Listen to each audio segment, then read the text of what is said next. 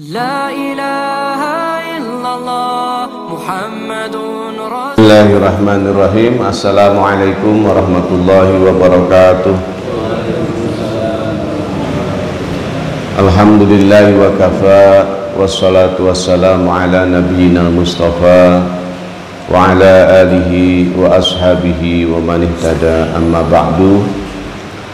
Bapak-bapak, jamaah Majelis Ta'lim Al-Ihsan yang dirahmati Allah Subhanahu wa taala. Puji syukur kita panjatkan kehadirat Allah, alhamdulillah, pada pagi hari yang penuh keberkahan, kerahmatan ya. Kita diiringi hujan yang lumayan rintik dan agak deras sedikit gitu. Tetapi saya salut ini sama jamaah Taubah ini. Ya, safnya tetap penuh gitu.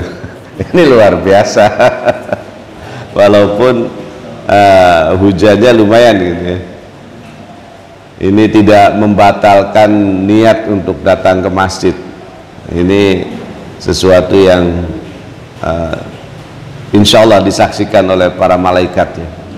Sebagai saksi bahwa Bapak adalah orang-orang pecinta masjid, memakmurkan masjid. Dan mudah-mudahan kita semua mendapatkan keberkahan dan kerahmatannya. Amin ya rabbal alamin.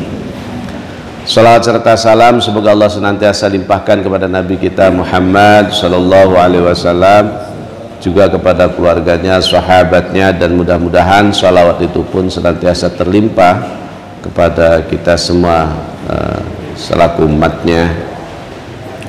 Jamaah rahimakumullah, hari ini atau subuh hari ini kita masuk ya dari kajian kitab Ihya Ulumuddin karya Imam Al-Ghazali tentang adabud diyafah, adab tetamu. Jadi ini ada adab tetamu ini ya, artinya di sini etika-etika untuk tamu, tuan rumah, hidangan, dan lain-lain sebagainya ya. Bahwa bertamu atau tetamu atau kita kedatangan tamu itu adalah merupakan fadilah yang luar biasa. Qala sallallahu alaihi wasallam, la tukallifu lidhaifi. Rasulullah sallallahu alaihi wasallam bersabda, janganlah kamu memberatkan tamu. Jadi tamu itu memang istimewa kan. Tamu itu harus kita hormati sehingga tidak boleh diberatkan. Fatabghaduhu, sehingga dia kemudian merasa tidak enak, tidak suka, sampai benci gitu. Fa innahu, maka sesungguhnya man abghadad dhaifa, siapa yang telah menjadikan tamu itu marah gitu, faqad abghadallaha, maka sesungguhnya ia telah membuat marah Allah. Jadi luar biasa ini tamu ini Pak ya. Artinya kalau dia senang, Allah juga senang gitu. Maka kalau ada orang bertamu ke rumah kita, apalagi kalau orang jauh dari kampung gitu ya, maka buatlah tamu itu nyaman, damai, tenang, penuh dengan kebahagiaan. Kenapa? Karena kalau kita menjadikan tamu itu tidak enak, maka sama saja kita telah membuat tidak enak kepada Allah Subhanahu wa taala, tidak nyaman kepada Allah Subhanahu wa taala. Wa man abghadallaha, dan siapa saja yang telah membuat Allah marah, abghadahullahu, maka Allah pun akan membuatnya marah. Jadi ini bagi orang yang kedatangan tamu, betapa tamu itu harus kita hormati, kita muliakan, kita berikan berbagai macam jamuan yang semampu kita, tentu saja ya. Penghormatan lah intinya ya. Kalau jamuan itu kan nomor sekian Pak, tapi penghormatan itu yang inti. rasa kasih sayang, rasa apa, penuh persahabatan, ya, kedekatan gitu. Dan tamu itu tidak terhalang batas guru murid gitu. Pernah Imam Syafi'i bertamu kepada gurunya Imam Malik. Imam Malik itu menghormati Imam Syafi'i, dimuliakannya Imam Syafi'i, walaupun Imam Syafi'i itu murid beliau gitu. Jadi ini kan teladan dari salafus salih ya. Mereka tidak memandang tamunya siapa, tetapi semuanya dihormati. Nah, Rasul sendiri pernah diperlakukan secara berbeda oleh orang-orang gitu ya. Jadi ternyata Pak, menghormati tamu itu bukan kaya dan miskin gitu. Kata Rasul, ada orang kaya tapi penghormatannya biasa, tapi ada orang miskin, artinya tidak kaya-kaya amat lagi, tapi penghormatannya luar biasa. Berarti kan ini dari segi apa? Dari segi pengajaran yang diterima. Jadi Rasul pernah Rasulullah sallallahu alaihi wasallam birajulin. Pernah Rasulullah itu melewati, ya, datang gitu seseorang, lahu ibilun wa baqarun kasiratun. Dia memiliki unta dan sapi yang banyak. Falam yudayyifu, tapi tidak menyajikan apapun kepada Rasul. Kemudian ada Rasul suatu hari lagi, wa marra bimra'atin, beliau melewati seorang perempuan gitu, kemudian bertamu, dan dia hanya punya beberapa domba. Fadzubihat lahu, maka satu disembelih untuk kedatangan Rasul. Jadi kan bukan berarti orang kaya itu kemudian memberikan jamuan-jamuan yang banyak, ternyata tidak juga gitu. Ada orang yang kaya tetapi biasa saja ke tamunya gitu. Nah, kata Rasul, inna mahadil akhlak biyadillah, ya. Jadi inilah akhlak, ya. Oleh karena itu maka dorongan keagamaan, keimanan ini penting untuk menjadikan kita senantiasa bersikap tampil sesuai dengan nilai-nilai ajaran agama gitu. Kemudian wa innahu nazala bihi sallallahu alaihi wasallam dhaifun. Suatu hari Rasul kedatangan tamu. Faqala kulli fulanin al-yahudi. Kemudian kebetulan Rasul di rumah tidak memiliki apa-apa. Kemudian beliau ingin menjamu tamunya, katakan kepada orang Yahudi. Nah, untuk apa? Faslafani syai'an minad daqiq ila rajabin, ya, untuk meminjamkan atau menghutang dari tepung gitu kan, sampai dengan bulan Rajab, nanti dibayarnya bulan Rajab maksudnya gitu. Nah, orang Yahudi ini bilang, wallah ma aslafu illa birahnin, saya tidak akan memberikan hutang kecuali dengan jaminan, dengan borok gitu. Hutang tepung aja pakai jaminan. Ini orang Yahudi, ya, Yahudi. Jadi kadang-kadang ya, waktu zaman itu orang kadang-kadang nggak percaya juga ya. Padahal kata Rasulullah, inilah aminun fis sama, aminun fil ardi. Demi Allah, aku ini orang yang paling dipercaya di langit dan di bumi. Tapi kok dia nggak percaya ya, katanya. Kan Rasul itu mendapat gelar Al-Amin bukan dari Rasul sendiri, Pak, bukan juga dari Allah kan. Gelar Al-Amin itu diberikan oleh orang-orang Quraisy. Orang-orang Quraisy itu Dan beliau mendapat gelar Al-Amin jauh sebelum menjadi Rasul kan gitu. Jadi umur 35 gitu. Nah, pokoknya Nabi itu diberi gelar si jujur. Nah, Al-Amin ini susah cari padanan bahasa Indonesianya. Karena mungkin kita orang jujur barangkali ya. Kalau bahasa Inggris kan ada Pak, Mr. Clean ya kan.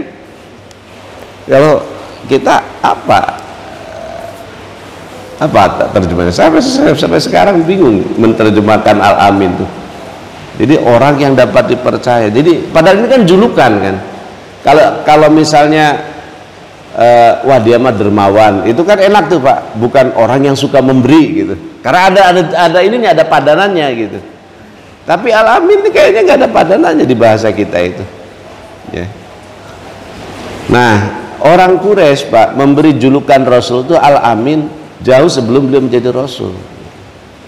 Bahkan ketika Rasul sudah mendakwahkan Islam gitu, itu mereka kan menolak dakwahnya Nabi. Tapi kalau mereka bepergian jauh Pak, misalnya berdagang, nah, itu kan orang Arab itu kalau berdagang bisa sebulan 2 bulan dia tinggalkan rumah, itu barang-barang berharganya dititipkannya sama Rasul. Karena Rasul itu orang yang paling dipercaya di Quraisy itu, di Mekah itu gitu. Dia tidak menerima dakwah Rasul, tapi kalau dia mau berdagang jauh gitu, barang-barang berharga dititipin sama Rasul. Kalau Rasul orang paling dipercaya memang, orang yang paling amanah ya. Nah akhirnya apa, kata Rasul, ya udah fazhab bidar'i warohanahu. Nah udahlah, sekarang kamu pergi lagi ke Yahudi itu, bawa baju besiku dan menjadi jaminan. Jadi Rasul sendiri tidak memberikan mentang-mentang misalnya beliau sebagai kepala negara. Ini kan sudah di Madinah kan Rasul, pendudukan beliau itu sudah jadi kepala negara Pak, jadi presiden gitu ya, sudah jadi presiden ya, warohana indahu dan digadaikan kepadanya. Nah jadi ini menandakan bahwa betapa kita ini ya harus memuliakan atau menghormati tamu-tamu kita gitu ya. Sehingga ya kita berikan semampu kita. Loh kok Rasul menggadaikan padahal kan beliau tidak punya. Jadi Rasul ini memang yang beliau pinjam juga kan bukan yang mewah, bukan misalnya daging atau apa, bukan. Yang memang yang pokok gitu ya, yang pokok. Dan beliau mungkin sudah tahu bahwa nanti di bulan Rajab ini bakalan kebayar lah gitu ya. Jadi bukan sesuatu yang dipaksakan sehingga karena kemewahan dan lain sebagainya, bukan seperti itu. Yang nggak boleh itu di kita sudah ada beras, sudah ada lauk, tapi kita pengen menjamunya secara mewah misalnya. Kita bawa ke hotel tapi pinjem uang. Nah ini nggak boleh. Jadi pengen menjamu tamu gitu, nah, gitu dengan yang bermewah-mewah, dan itu yang dimaksud yang kemarin itu kita sebagai tuan rumah juga kan tidak boleh takalluf Pak ya. Jadi memaksakan diri gitu. Tapi kalau ada memang kita boleh memberikan yang terbaik, intinya itulah gitu.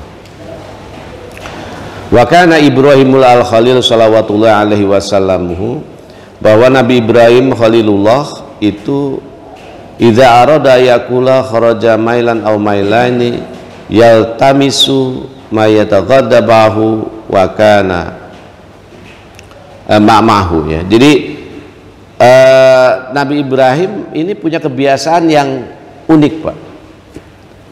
Apa kebiasaan beliau? Kata Imam Al-Ghazali, kebiasaan beliau itu ya yang dituliskan di sini, idza arada ayyakula, apa beliau itu mau makan, kharaja, keluar, mailan au mailaini, sejauh 7 mil, sejauh 1 mil atau 2 mil gitu.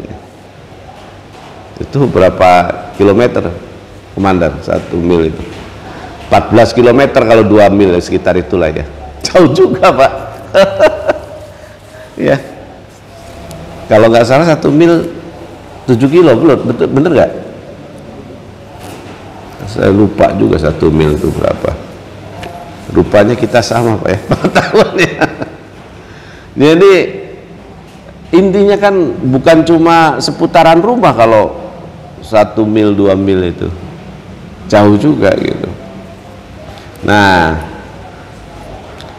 kemudian untuk apa? Untuk mencari orang nemenin dia makan. Ayat Allah mau supaya makan bersamanya. Dan ini ternyata beliau itu membawa orangnya itu baina salasatin ila asyratin ila mi'atin. Dan akhirnya beliau dapatkan itu bukan 1-2 orang, kadang 3 orang, kadang sampai 10 orang, kadang sampai 100 orang, ratusan orang. Jadi ini kebiasaan Nabi Ibrahim. Nah, maka wajar kalau kemudian kata penunggu makomnya itu, makom Nabi Ibrahim itu sampai hari ini tidak pernah sepi dikunjungi gitu. Karena memang beliau itu adalah orang yang rajin ya, mencari orang lain ketika hendak makan. Nah, ini sesuatu yang luar biasa juga. Nah, kemudian wasuila Rasulullah Shallallahu Alaihi Wasallam, dan Rasulullah ditanya, mal imanu, apa itu iman? Faqala, maka kemudian Rasul bersabda, it'amut ta'ami wa badlus salami. Ya, yang namanya iman itu adalah memberi makan dan menebarkan salam.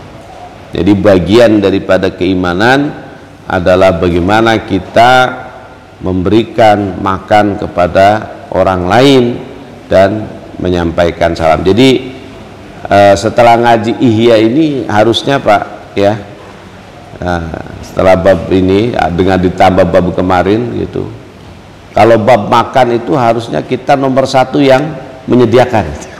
Jadi kalau makan bersama-sama kita rebutan bayar gitu, jangan diem-dieman.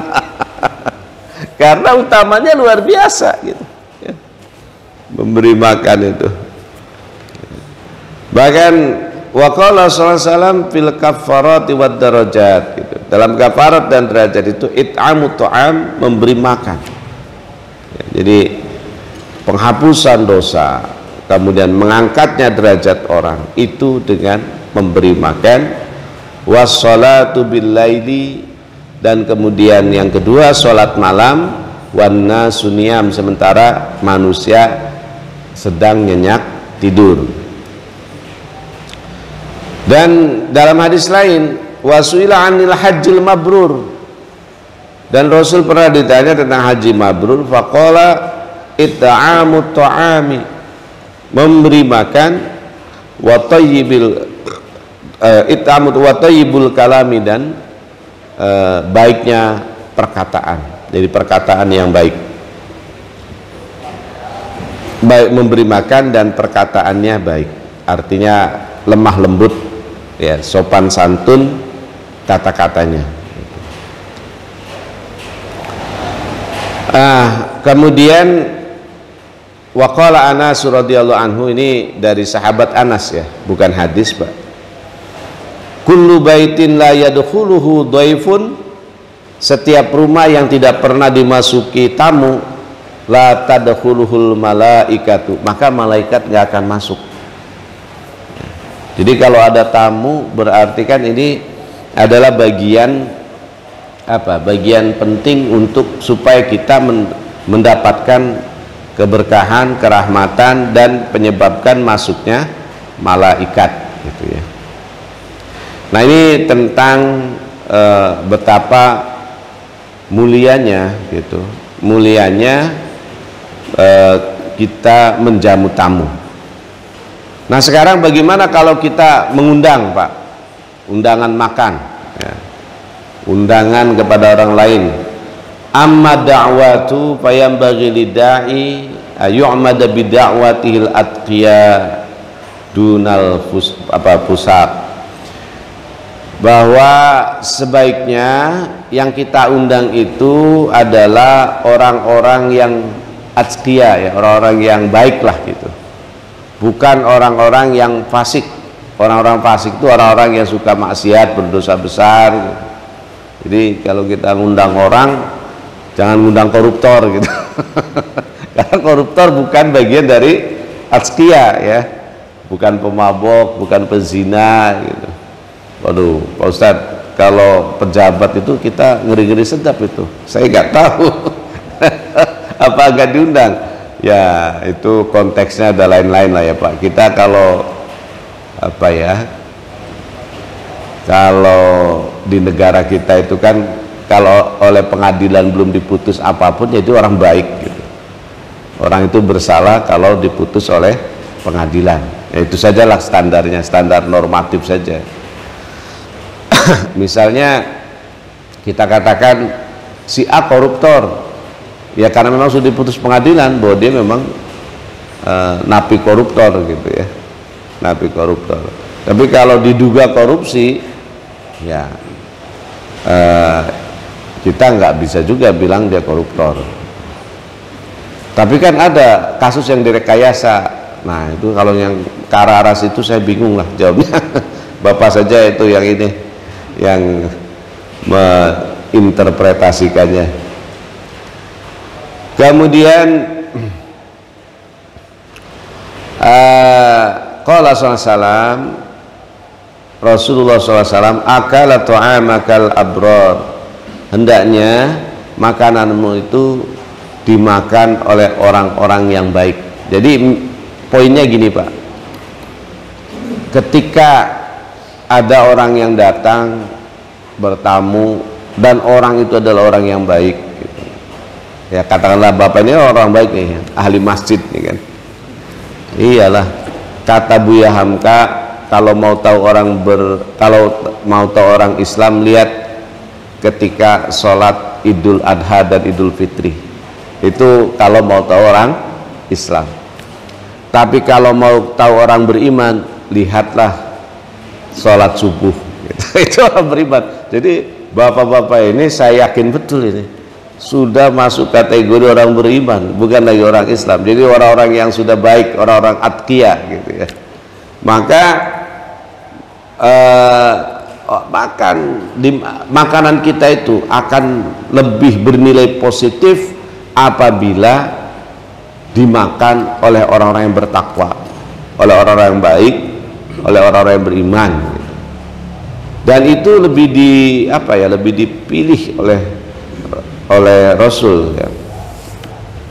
Wala ta'kulu illa ta'aman taqiyyan, wala ta'kul ya, illa ta'aman taqiyyin, dan jangan kamu makan kecuali makanan orang yang bertakwa. Jadi kita mengundang orang juga sebaiknya orang yang baik. Ketika kita makan pun jangan makan makanan orang yang kecuali makanan orang bertakwa, orang-orang yang baik-baik itu. Nah jadi kalau yang undang kita itu misalnya bandar judi, berarti nggak usah datang ya, karena kan itu berarti makanannya adalah hasil dari perjudian gitu. Atau misalnya rentenir gitu ya, dan lain sebagainya. Wala yakulu ta'amaka, dan hendaknya tidak makan makananmu illa taqiyun, kecuali orang yang bertakwa. Jadi kita makan makanan orang yang bertakwa, makanan kita pun sebaiknya dimakan oleh orang yang bertakwa. Artinya orang-orang baiklah. Kan kalau takwa itu kita nggak tahu juga ya orang itu bertakwa apa tidak gitu. Kita sering ke masjid beramal soleh, berbuat baik, kan nggak boleh juga kita ngaku sebagai orang yang bertakwa. Karena takwa itu sesuatu yang invisible, ya, tidak terlihat, gitu. Tapi tanda-tandanya memang ada dan kita berusaha menerapkan tanda-tanda itu. Walaupun juga belum tentu juga kita itu masuk orang yang bertakwa, tetapi kita berharap mudah-mudahan kita dimasukkan ke dalam kelompok orang-orang yang bertakwa. Kemudian ketika kita sudah mengundang, nah juga jangan memilah-milah Pak ya. Kenapa kata Nabi wasyarut ta'ami, makanan yang paling buruk adalah ta'amul walimah, yakni makanan pada saat walimah, yud'a ilaiha al-aghniya'u, yang pada acara itu orang-orang kaya diundang, ya, sementara dunal fuqara, orang-orang fakirnya tidak diundang, ya. Jadi undangan itu poinnya bukan didasarkan pada siapa yang kaya siapa yang miskin, tetapi kepada kedekatan gitu. Dekat secara tetangga, ya kan, dekat secara keluarga gitu, dekat secara pertemanan, ya. Itu yang dekat-dekat itu yang kita undang, kita dahulukan gitu. Sehingga wayam bagi alayuhmilal aqariba fi diyafatihi, dan tidak boleh menyampingkan bersikap cuek lah ya terhadap orang-orang yang diundang, orang-orang yang dekat dengan kita. Wa kadzalika yurai'a tartiba, hendaknya juga kita menjaga tartib, urutan-urutan fi asdiqai, dalam pertemanan. Jadi artinya ketika kita undang itu kan kita melis Pak ya, list nih. Ini tidak terlalu dekat misalnya. Kan kita mengundang orang itu harus disesuaikan dengan kemampuan kita untuk menjamu, begitu Pak ya. Jadi bulan lalu kita sudah pelajari itu bahwa jangan sampai ketika kita mengundang orang 10 kita menyediakan 10, mengundang orang 10 kita sediakan 15. Ini contoh ya. Kalau di Ihya Ulumuddin ini kan Imam Al-Ghazali mengatakan bahwa sebaiknya ada kelebihan gitu. Jadi jangan sampai orang kekurangan, karena kalau makanan itu lebih Pak, bisa kita berikan kepada siapapun gitu kan. Tapi kalau kurang, nah kita bingung, masa kita ngundang 10, makanan yang tersedia 7 ya, 3 orang kan nggak makan jadinya kan.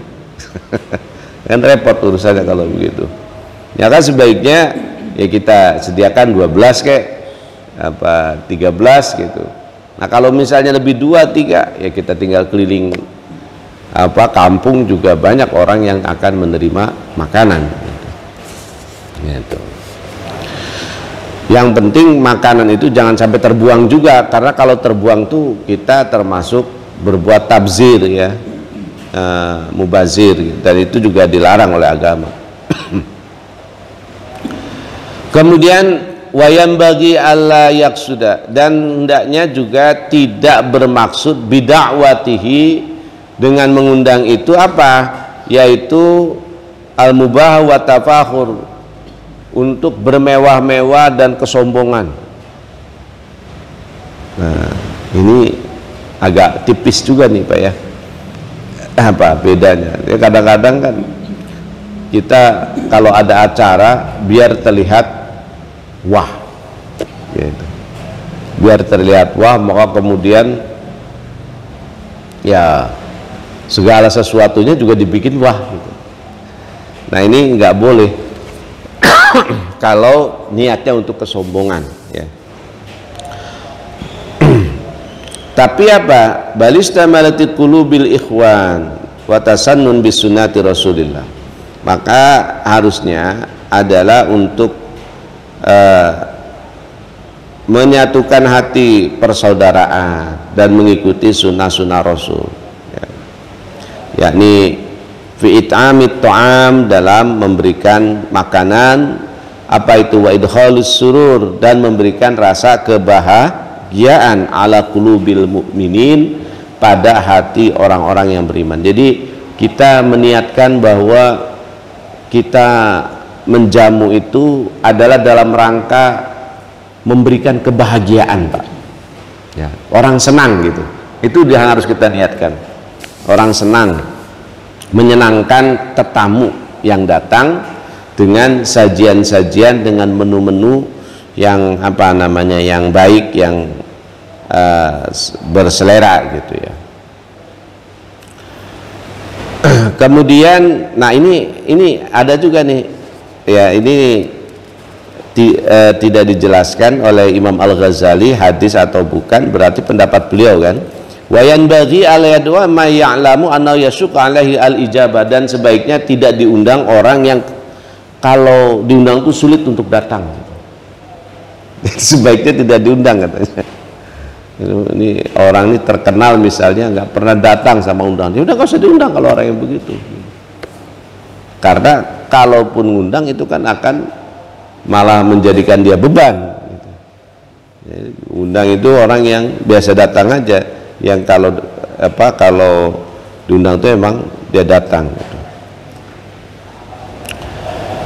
Baik, kemudian nah ini dalam mengundang, Pak ya, etika-etika ketika kita mengundang orang. Sekarang kita masuk pada etika ketika kita al-ijabah. Al-ijabah itu artinya kita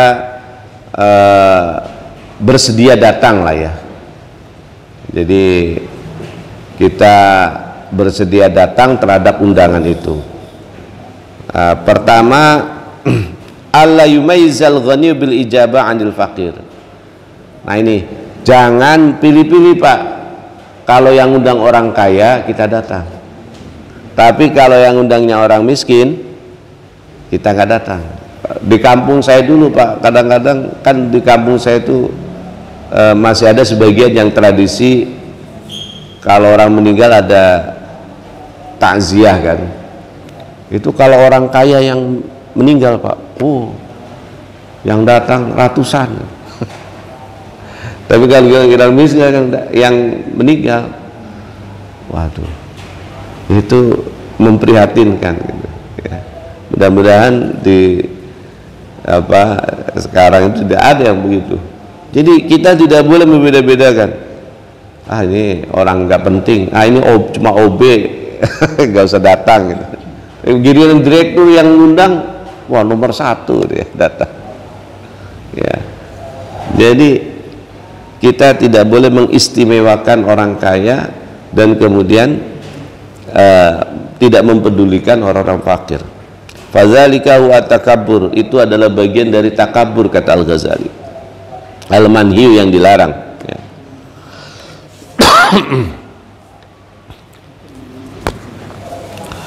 Nah, ini ada apa, Pak? Ada kisah yang inspiratif dari Al-Hasan bin Ali, ya, cucu Rasulullah SAW. Wa marra Al-Hasan bin Aliyun, suatu hari Al-Hasan, ya, bin Ali itu melewati suatu jalanan biqaumin, yang di situ ada sekelompok orang minal masakini, dari orang-orang miskin, alladzina yas'alunan nas, yang orang-orang miskin itu meminta-minta, ya, orang-orang yang lewat gitu, ala tariq, ya, orang-orang yang lewat gitu di jalanan. Waqad nasyaru kasran, dan biasanya orang-orang yang lewat itu melemparkan roti-roti, inilah roti-roti yang kering gitu ya, yang biasa gitu. Kemudian dikumpulkan, kemudian mereka makan di situ gitu. Roti-roti itu dikumpulkan kemudian makan. Nah, wahum yakuluna wa huwa ala baghalatihi. lagi mereka makan, Imam Al Hasan Al Hasan bin Ali ini lewat di bagolnya, di kendaraannya itu. Jadi bagol itu ya binatang atau kendaraan antara unta dan keledai, Pak, gitu. Itu namanya bagol. Jadi kalau unta kan sangat mungkin mahal, keledai murah gitu, nah, atau lebih kecil. Nah ini bagol ini lebih setengah-tengah lah gitu. Wasallama alaihim, kemudian Al Hasan ini memberi salam kepada mereka. Kemudian faqalu, mereka menjawab dan mereka berkata kepada Al Hasan cucu Rasulullah, luma ilal ghada yabna binti Rasulillah, ayo kita makan wahai putra dari putri Rasulullah, gitu ya. Jadi ditawari makan oleh orang-orang miskin itu yang ada di pinggir jalan. Faqala, maka kemudian Hasan ini menjawab, na'am, iya, gitu. Ayo kita makan. Beliau pun turun, ya. Fanazala wa qa'ada ma'hum. Beliau turun dari bigolnya, kemudian beliau duduk bersama mereka, ya, alal ad, di atas tanah, wa akala, kemudian beliau makan. Setelah makan, summa sallama, kemudian beliau memberikan salam alaihim wa raqiba, dan beliau melanjutkan perjalanan, ya, dengan menaiki kembali bigolnya. Wa qala, dan Hasan berkata, ya, ujibtukum, saya sudah bersedia, ya, mengikuti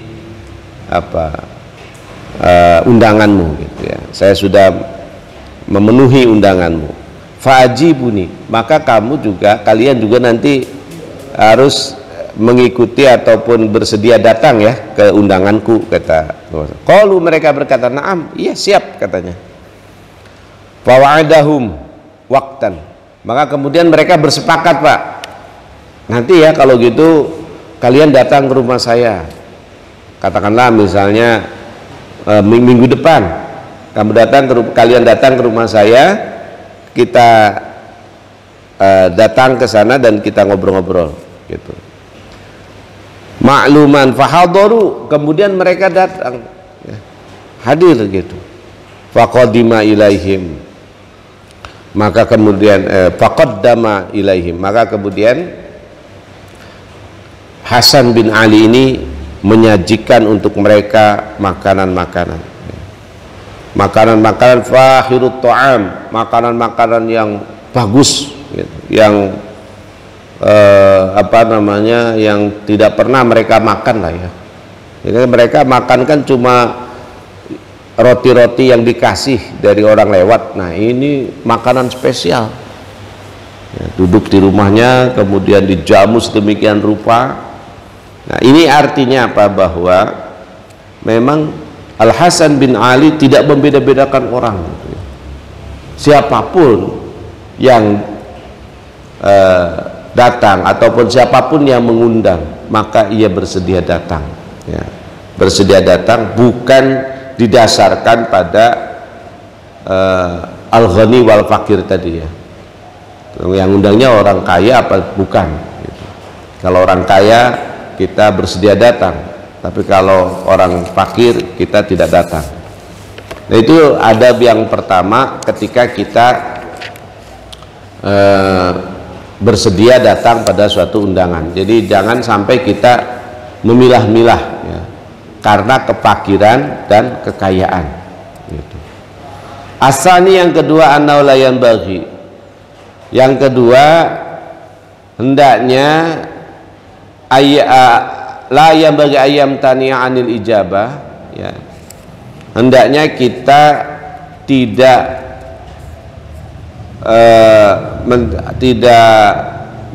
intinya kita tidak bersedia datang li bu'dil masafah, karena jauhnya jarak tempuh. Itu kata Imam Ghazali, jarak tempuh itu bukan alasan untuk kita tidak datang. Gitu. Nah, tentu saja jarak tempuh di sini adalah kullu masafa yumkinu ihtimaluha, yakni setiap jarak yang memang bisa kita tempuh fil adah, pada biasanya gitu, adatnya, tradisinya.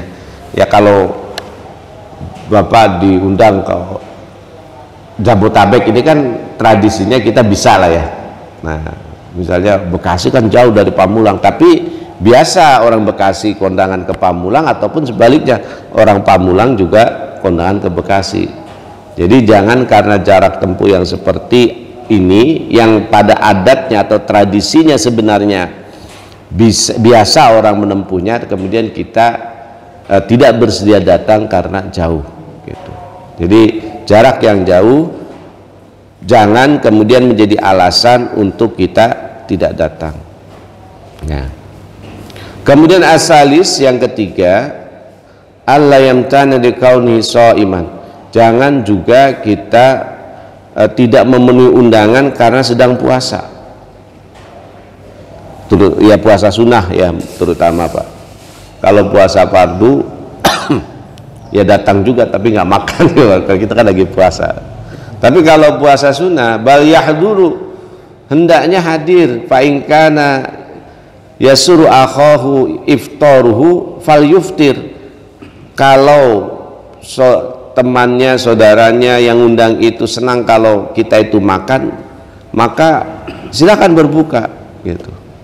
Wal yahtasib fi iftarihi bi niyati idkhalis surur, dan hendaknya ketika kita membatalkan puasa itu diniatkan untuk memberikan kesenangan kepada tuan rumah, ala qalbi akhi. Nah, ma yahtasib fi shaumi wa afdal wa zalika fi shaumi tatawwu, dan itu cukup, bahkan lebih utama daripada dia melanjutkan puasanya. Tapi wazalika fi shaumi tatawwu itu kalau dalam puasa tatawwu, puasa sunnah ya. Kalau puasa fardu kan ya nggak boleh Pak, kita batalkan karena kita sedang bertamu kalau puasa fardu ya. Tapi kalau puasa sunnah silahkan. Kemudian yang keempat, ayam tanya minal ijabah in kana ta'amu subha awil maudi awil basatil al mafrus. Nah, hendaknya kita mencegah atau tidak datang ya pada satu undangan kalau makanannya itu makanan yang subhat. Nah, ini memang agak bingung Pak, makanan subhat itu ya, jangan-jangan kalau kita makanan subhat semua ya, hasilnya gitu ya, kita pekerjaan kita gitu ya. Kalau para sufi dulu itu kan lihat, wah ini orang kerjaannya dagang, tapi dagangnya ini ada kadang-kadang curang-curang dikit itu nggak datang Pak, diundang ya. Cuma kalau seperti ini repot juga ya kita ya. Ya ini kan perspektif sebenarnya Pak ya. Kemudian atau tempatnya, bahkan tikarnya. Wah, ini tikernya ini hasil calo tanah, ini nggak jelas dia calo tanah, dia bohong sana sini misalnya. Nah ini kan subhat ya. Subhat itu antara halal dan haram. Kita tidak menjadinya haram, tapi juga tidak yakin kalau itu adalah halal gitu. Nah bahkan sima'i syai' minal mazamir wal malahi, atau di situ ada permainan musik gitu. Wah, kita hampir semua undangan ada musiknya ya. Iya. Ada minimal organ tunggal gitu. Jadi yang seperti ini ya Ini ternyata kalau orang zaman dulu nih itu sebaiknya tidak datang gitu. Tapi kalau zaman sekarang, kalau kita nggak datang terus dengan seperti ini, kita nggak pernah datang. Nanti secara sosial jelek juga gitu ya kalau begitu. Secara persahabatan, pertemanan gitu ya. Jadi ya datang saja, cuma mungkin kita tidak terlalu lama lah ya. Jangan kemudian kita menikmati. Nah ini yang nggak boleh Pak. Kan al-malahi itu artinya sih melalaikan, sehingga kita lalai gitu ya. Dengan sajian-sajian seperti itu. Kemudian yang kelima Pak, alla yaqsuda bil ijabah qada'u syahwatil baton. Jangan kemudian kita mendatangi suatu undangan itu karena dorongan syahwat perut. Ya, amilan fi abwabid dunya fayakunu amilan fi abwabid dunya. Kalau demikian maka kita ini termasuk orang yang cenderung pada kehidupan dunia. Bal yuhsinu niyatahu, tapi hendaknya diperbaiki niatnya ya untuk datang itu. Jadi bukan karena untuk makannya, tapi adalah niatul iqtida ya, iqtida bi sunnati Rasulillah, yakni mengikuti sunnah Rasul, yakni kita memenuhi undangan orang lain.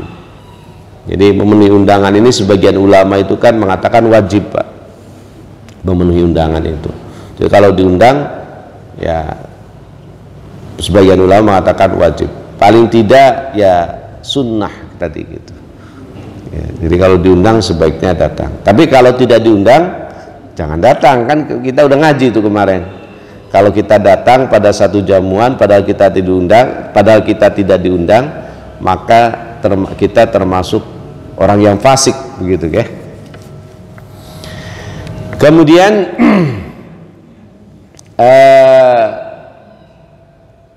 wayan wil hadar min maksiatillah ta'ala liqali ma lam yujib adya faqad asallahu rasulah. Nah ini, dan kita berniat ya untuk terhindar dari maksiat kepada Allah dalam memenuhi undangan. Kenapa? Karena ada hadis menyatakan siapa saja yang tidak memenuhi undangan maka telah bermaksiat kepada Allah dan Rasulnya. Nah ini kita cek hadisnya, muttafaqun alaih Pak, hadisnya sahih, hadisnya sahih itu.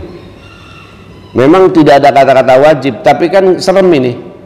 Man lam yajib ad-da'iyah, orang yang tidak memenuhi undangan, faqad aso, maka ia telah berbuat maksiat Allah wa rasulahu, berbuat maksiat kepada Allah dan Rasulnya ya. Jadi kalau kita diundang tidak datang dan kita tidak memberikan alasannya, sebaiknya kita memberikan alasan ketika kita tidak bisa datang, baik sebelumnya maupun sesudahnya. Sebelumnya mungkin kita sudah tahu kan, sudah ada acara nih, waduh kayaknya di tanggal tersebut saya lagi ada di mana, misalnya di luar kota gitu, kita mohon maaf. Kan sekarang undangan juga sudah saya banyak menerima undangan itu tidak tercetak sekarang juga undangannya sudah pakai WA gitu ya. Ya ini memang teknologi zamannya sudah berubah ya. Nah cuma memang bahayanya undangan pakai WA itu, kita ini urusan banyak, usia sudah tidak muda lagi, banyak lupa gitu. Kalau tercetak kan ada di meja ya, di meja tamu itu kan, kita lihat ini undangan nih, apa nih, biasanya kita Jumat tuh ngecek kan, wah ini minggu nanti lagi nih hari. Tapi kalau di WA itu bahayanya itu, dia WA nya misalnya 3-4 hari lalu atau seminggu yang lalu gitu, nah, kita lupa gitu. Nah kalau lupa ya minta maaf juga, artinya tidak ada kesengajaan. Nah yang maksiat kepada Allah dan Rasul itu adanya kesengajaan memang kita untuk tidak datang gitu ya. Ya, karena itu niat yang pertama tadi Pak ya, untuk jadi niat niat datang ke undangan itu bukan untuk syahwat perut tadi, tapi niat karena mengikuti sunnah Rasulullah Shallallahu Alaihi Wasallam. Nah yang kedua, wayanwiya, hendaknya dia berniat ikram akhihi, memuliakan saudaranya, al mukmin, saudaranya yang mukmin, ittiba'an liqaulihi Shallallahu Alaihi Wasallam, karena mengikuti sabda Rasul, man akrama akhahul mu'mina, siapa saja yang memuliakan tamunya saudaranya yang mukmin, faka'annama akramallaha, maka seakan-akan ia telah memuliakan Allah. Jadi kalau kita mau memuliakan Allah, muliakan saudara kita yang mukmin, gitu ya. Ini hadisnya dari Fitarghib wa Tarhib, tetapi dinilai hadisnya memang dhaif nih Pak ya, dhaif hadisnya gitu. Kemudian wayan ma'azalika ziyaratul yakuna minal mutahabbina fillah, dan diniatkan ketika kita memenuhi undangan itu, diniatkan untuk apa? Untuk bersilaturahim, berkunjung, supaya kita termasuk orang yang saling mencintai karena Allah gitu ya. Karena kata Rasul, atazawur wa tabadzulillah ya. Jadi Rasul mensyaratkan bahwa saling mencintai itu diantaranya adalah saling berkunjung dan saling berbagi hadiah. Jadi sebenarnya Pak, kita memenuhi undangan itu ngasih amplop misalnya ya, ini ada nggak sih dalil agamanya? Ada. Dalilnya tadi atazawur wa tabadzul, yakni dalam rangka kita mencintai itu kita saling berkunjung, kemudian kita saling memberi hadiah. Nah dulu mungkin memberi hadiahnya kan ada yang bawa domba, ada yang bawa apa. Nah sekarang kan enggak, berupa uang. Nah orang tuan rumah pun sama, tuan rumahnya memberikan hadiah apa? Dalam bentuk makanan gitu ya. Nah ini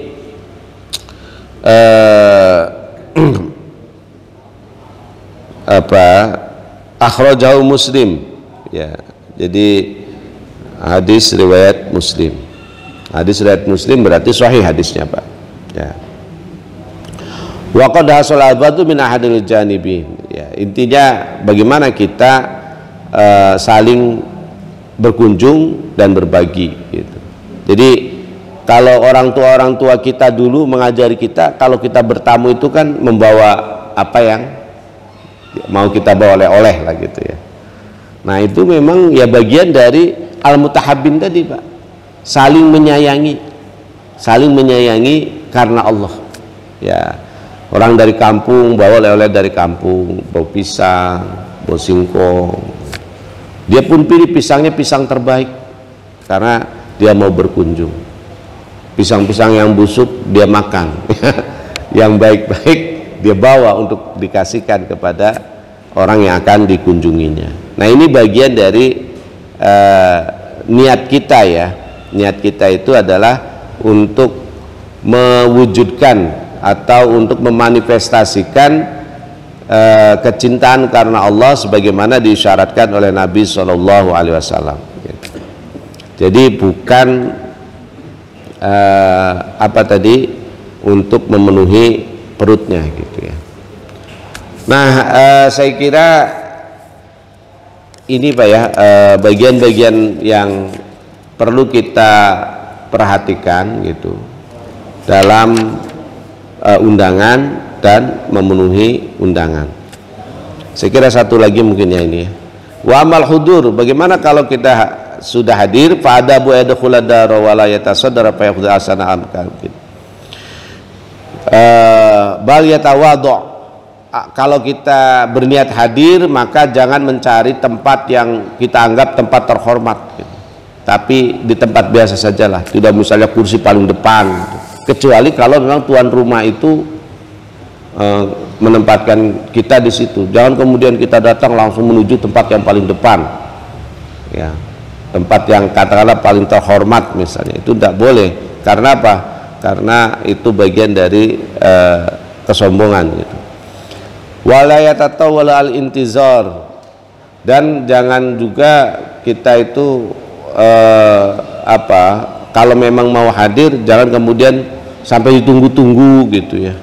Atau wala yu'ajjilu, jangan juga terlalu cepat qabla tamamil istidad, belum selesai ininya persiapannya, kursi aja belum dipasang kita udah datang gitu.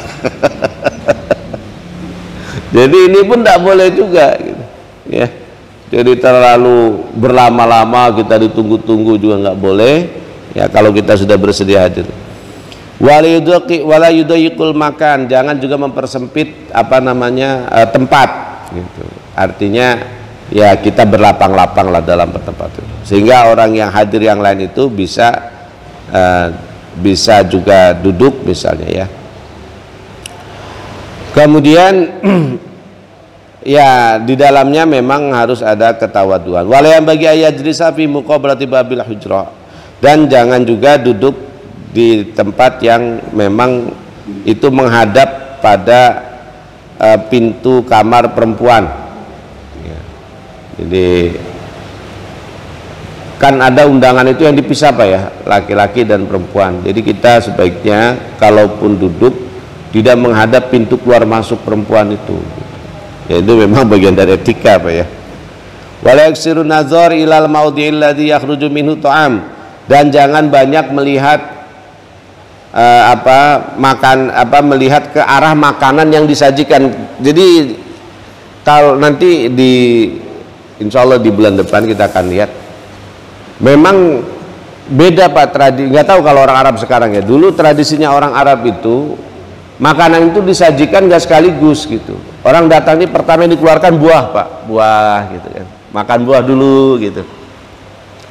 Terhabis buah daging gitu. Jadi jangan kemudian pandangan kita tuh ngeliatin gitu, apa nih? Nggak boleh. Makanannya apa? Jangan, apalagi sampai dihitung gitu. Oh ini sekilonya ini sekian. Oh ini jeruk ini nih. Ya, tidak boleh gitu. Nah ini seperti itu. Kemudian berikutnya wa idza dakhala dhaifun lil mabit ya.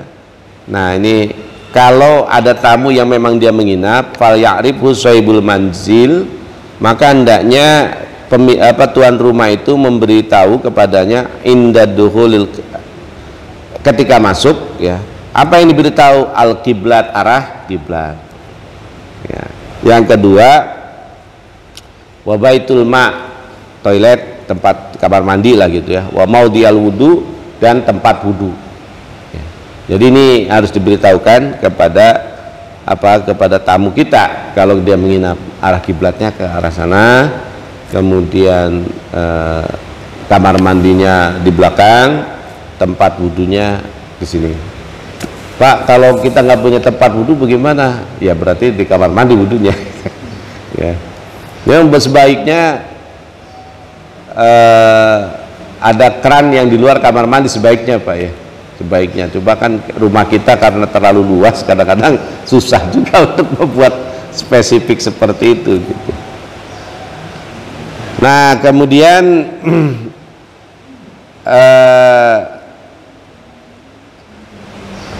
kila ya wa ghasala Malik yadau qabla ta'am.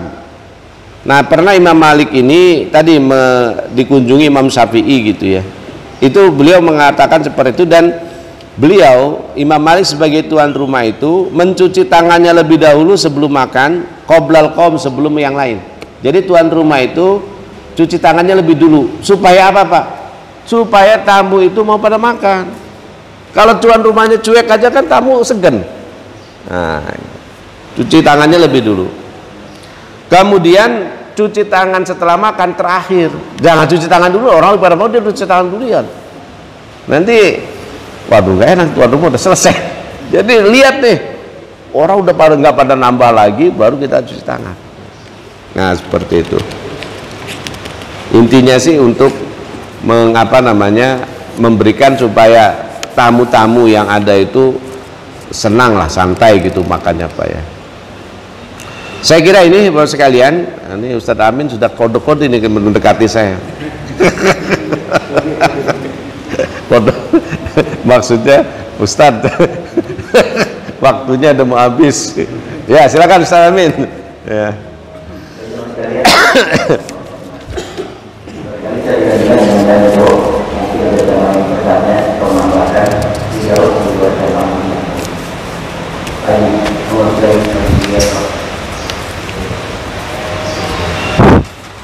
Assalamualaikum warahmatullahi wabarakatuh. Waalaikumsalam warahmatullahi wabarakatuh. Ustadz, kalau kita diundang hukumnya wajib datang.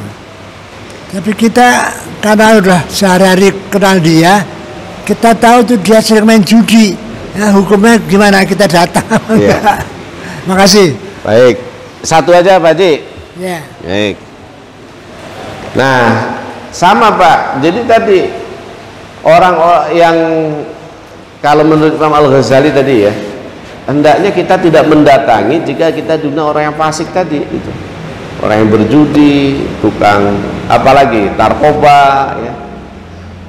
Nah, itu kita yamtani'a tadi kan, dicegah ya, untuk datang apabila diundang oleh orang-orang yang fasik.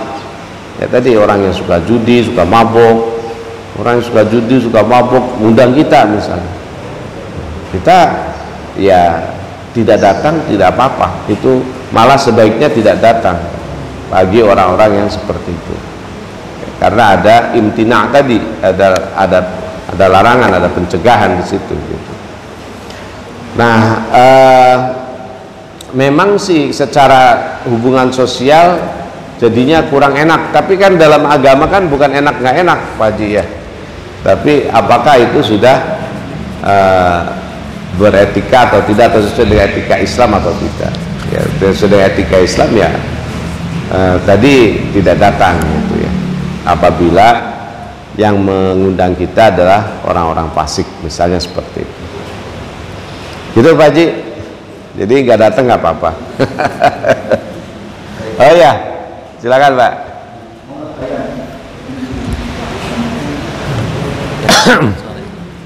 Assalamualaikum warahmatullahi wabarakatuh. Waalaikumsalam warahmatullahi wabarakatuh. Ya, mengenai pembahasan kita tadi ini soal undangan ya Pak ya. Nah, gimana saya pengen tahu hukumnya seandainya non muslim pada saat sekarang ini kan tanggal 25 Desember hari raya mereka Pak. Kita diundang untuk makan di rumahnya, itu gimana Pak kalau kita tidak menghadirinya? Ya. Hukumnya apa Pak? Baik. Itu aja. Baik, terima kasih. Ya, oh ya ini 25 Desember ya. Saya nggak ngeh malah. Jadi bagi saudara-saudara kita ini adalah tentu saja hari yang membahagiakan ya, sama seperti kita ketika Idul Fitri. Memakan makanan non muslim itu dibolehkan Pak. Dibolehkan, yang penting makanan yang disajikan itu bukan makanan yang haram gitu. Jadi kalau kita diundang makan ya silahkan saja karena ini juga sudah merupakan satu kebiasaan lah di masa lalu gitu, untuk hubungan antara satu dengan yang lainnya. Yang jelas Islam tidak mengharamkan bahkan sembelihan ahlul kitab gitu, itu juga ada jelas dibolehkan. Jadi makanan-makanan mereka yang pasti tidak makanan yang dalam bentuknya haram, silakan saja datang untuk kemudian kita makan di sana secukupnya untuk menghadiri undangan itu. Jadi tidak ada masalah Pak kalau yang seperti itu. Makasih Pak. Makasih Pak. Oh ya, mangga Pak. Waalaikumsalam warahmatullahi wabarakatuh. Ya Pak Ustadz, ini kan kaitannya dengan Natal nih kan, ada undangan. Sementara kan kita nggak boleh mengucapkan. Kalau kita datang bertamu ke rumah mereka, sementara kita nggak mengucapkan apa-apa, dan kan dia udah, kita tahu bahwa dia mengundang itu dalam rangka Natal. Sementara kita datang tanpa mengucapkan apa-apa, itu gimana gitu? Secara sosialnya mungkin pasti kan dia mengharapkan kita mengucapkan selamat Natal mungkin ya. Tapi di sisi lain kita kan nggak boleh mengucapkan gitu. Baik. Ya, makasih Pak. Terima kasih. Sebenarnya belum tentu loh Pak, mereka itu mengharapkan dari kita. Belum juga. Jadi kalau memang mereka ngundang, kita datang, ya datang saja, nggak ngucapin nggak apa-apa, nggak masalah. Kalau misalnya dia sakit hati, paling tahun depan kita nggak diundang lagi Pak. Oh sini jangan diundang, katanya kenapa? Nggak ngucapin selamat Natal, dia makan doang, makan aja paling banyak. Ngucapin kagak, ya nggak masalah kan, bukan masalah buat kita gitu. Nah walaupun juga diantara ulama-ulama kita ada yang menyatakan bahwa mengucapkan selamat Natal itu bukan bagian dari bukan dari bagian dari hal yang terlarang lah gitu ya. Tapi kan ini kan sangat sangat penuh perdebatan lah ya, penuh perdebatan gitu. Mengucapkan selamat Natal dan tidak mengucapkan selamat Natal.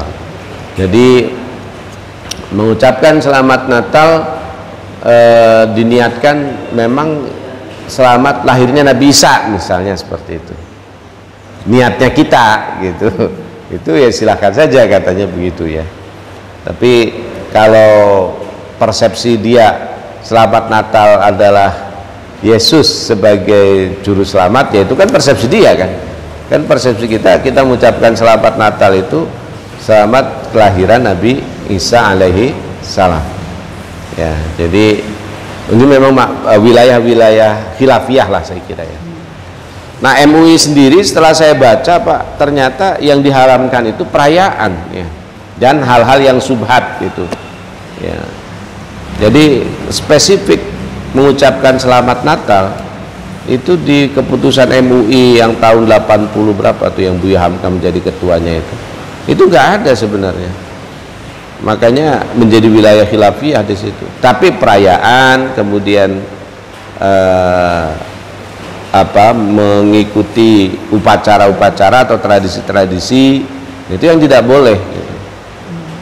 Nah sedangkan mengucapkan selamat Natal itu dianggapnya ya subhat saja karena bagian dari tradisi-tradisi tadi gitu. Tapi spesifik yang diharamkan itu mengikuti perayaannya. Kalau itu kan pasti ya, misalnya orang mengikuti perayaan nih, kemudian kita datang, kita ikut nyanyi, nah itu yang haram Pak ya. Yang haram itu mengikuti perayaan Natal. Tapi mengucapkan selamat Natal sendiri di MUI itu sebenarnya nggak ada juga keputusan itu. Jadi kalau orang bawa MUI, saya pastikan dia belum baca itu ininya, keputusannya, fatwanya. Itu ditandatangani oleh ketua majelis fatwanya itu Kiai Haji Sukri Ghazali ya. Ketua umum MUI-nya Buya Hamka. Itu yang diharamkan tuh ikut perayaan bersama. Tapi ya ini kan masalah khilafiyah ya. Yes. Ya kalau hati kita berat gitu, nanti akidah saya rusak, ya jangan kan gitu ya. Tapi kalau misalnya saya maksudkan mengucapkan selamat Natal itu adalah dalam rangka mengucapkan kelahiran Nabi Isa misalnya ya silakan saja gitu ya Pak ya. Terima kasih. Masih ada Pak? Cukup? Oh ya, satu lagi silakan.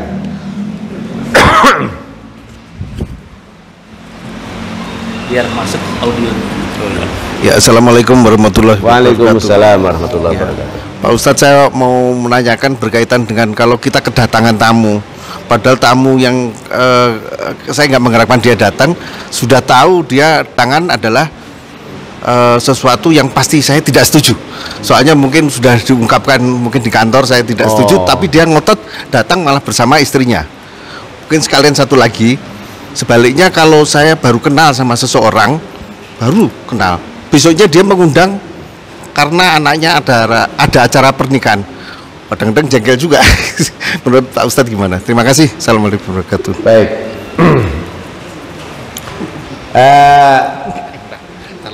Terima kasih Pak. Jadi kalau kita sudah memberikan alasan ya, sebaiknya sih kalau etikanya dalam etika bertamu tadi harusnya tidak datang orang itu. Terus bagaimana kalau dia maksa datang juga gitu? Ya kita layani sebagaimana ininya mestinya, tapi mungkin tidak terlalu lama juga barangkali ya. Atau mungkin kalau kita pun menolak kedatangannya, ya menolak kedatangan itu dengan cara yang halus barangkali seperti itu. Nah cuma gini Pak, memang kalau dia sudah datang ke tempat kita itu satu kebaikan sebenarnya yang datang kepada kita gitu. Paling tidak ya kita memberikan kopi gitu, teh gitu ya, dengan apa yang ada di rumah lah misalnya. Nah tapi kita bilang kan, saya sudah sampaikan, mohon maaf kemarin kan sebelum Anda datang begini. Nah kalau dia memaksakan, sebenarnya dalam Islam itu kan tidak boleh ada pemaksaan ya. Kalau dia memaksakan itu ya bukan yang sesuatu yang islami gitu. Nah kemudian yang kedua terkait dengan orang yang baru kenal kemudian ngundang kita gitu ya. Baru kenal sehari atau seminggu atau sebulan gitu, itu kan kita kenal sebulan yang lalu tapi baru satu kali pertemuan. Itu bagaimana kalau ngundang kita? Ya prinsipnya tadi Pak, kita mendatangi undangan itu adalah satu apa ya, ya para ulama mengatakan wajib, walaupun yang lain juga mengatakan sunnah. Ya selagi kita bisa, kita datang, usahakan untuk datang ya, walaupun dia mungkin baru kita kenal gitu. Karena dalam mengundang itu sebenarnya ada tartib itu ada apa, prioritas undangan. Nah berarti kalau kita termasuk yang diundang, berarti kita itu diprioritaskan oleh dia gitu. Walaupun mungkin menurut kita kok baru kenal ngundang gitu, tapi menurut dia mungkin Bapak adalah orang yang prioritas, karena setiap ada undangan itu pasti ada prioritas gitu. Jadi tidak mungkin kita mengundang orang tanpa kemudian ada prioritas. Tadi yang dekat dulu, tadi kan begitu ya, dekat secara ketetanggaan, dekat secara nasab ya, keturunan, dekat secara relasi ya. Nah itu biasanya yang kita undang. Kemudian kita baru kenal, tapi siapa tahu memang dia merasa bahwa ini adalah orang yang prioritas yang harus saya undang, maka silahkan untuk datang. Nah Bapak sekalian, kalau tidak datang tadi ya kita mengabarkan ya dengan WA misalnya, mohon maaf saya tidak bisa hadir karena ada acara keluarga. Kalau tidak ada acara keluarga ya diadakan Pak. Kita datang ke rumah kakak kita atau adik kita gitu. Itu kan acara keluarga. Gitu. Jadi ada ilah, ada apa sebab ya. Karena memang bagaimanapun secara psikologis memang kalau orang baru kenal itu kita juga bertanya ya, dia siapa ya gitu. Jadi wajar gitu. Tapi ya kita sampaikan bahwa mungkin saya tidak bisa datang karena ada acara. Ya, saya kira seperti itu Pak. Cukup Bapak sekalian? Baik, kalau sudah cukup, mohon maaf apabila ada kekurangan. Terima kasih atas segala perhatian. Mudah-mudahan kita senantiasa diberikan taufik dan hidayah setelah bertambahnya iman ya, seiring dengan bertambahnya ilmu dan melahirkan ketakwaan di dalam kehidupan kita, sehingga kita mati dalam keadaan husnul khotimah. Amin ya rabbal alamin. Lebih kurangnya mohon maaf. Billahi fisabilil haq. Wassalamualaikum warahmatullahi wabarakatuh.